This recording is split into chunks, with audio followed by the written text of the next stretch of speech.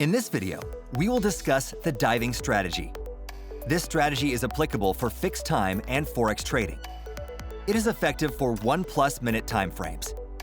The strategy is based on a combination of two different versions of SMA and rate of change indicators, with periods of 7 and 14. The rate of change, or ROC, indicator shows the rate of price change. It's approaching the zero line, indicates a decrease in volatility and the beginning of a correction.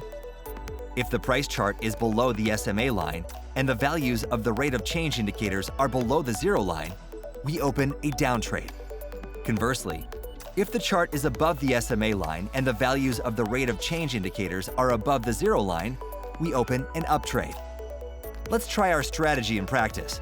In this example, we'll open a chart for the US dollar-Japanese yen currency pair in fixed time mode and set the chart time frame to 1 minute. Let's now switch to the indicator section and select the Trading Strategies tab. We will use the diving strategy. The SMA indicator line has appeared along the chart, and the rate of change indicators have opened below the chart. The required settings are applied automatically. To open a down trade, wait for 3 signals. Chart is below the SMA line. 7-period ROC area is below zero line. 14-period ROC histogram bar is below zero line. Open a 2 to 4 minute trade. Our forecast was correct. To open an up trade, we need to wait for 3 signals. Chart is above the SMA line. 7-period ROC area is above zero line.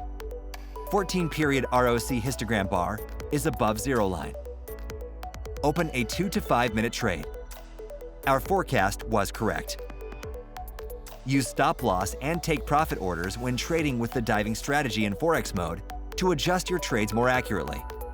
We recommend that the stop loss is set to 50% of the trade amount, while the take profit is set to 150% of the trade amount. Trade on the Olymp trade platform using strategies to get maximum results.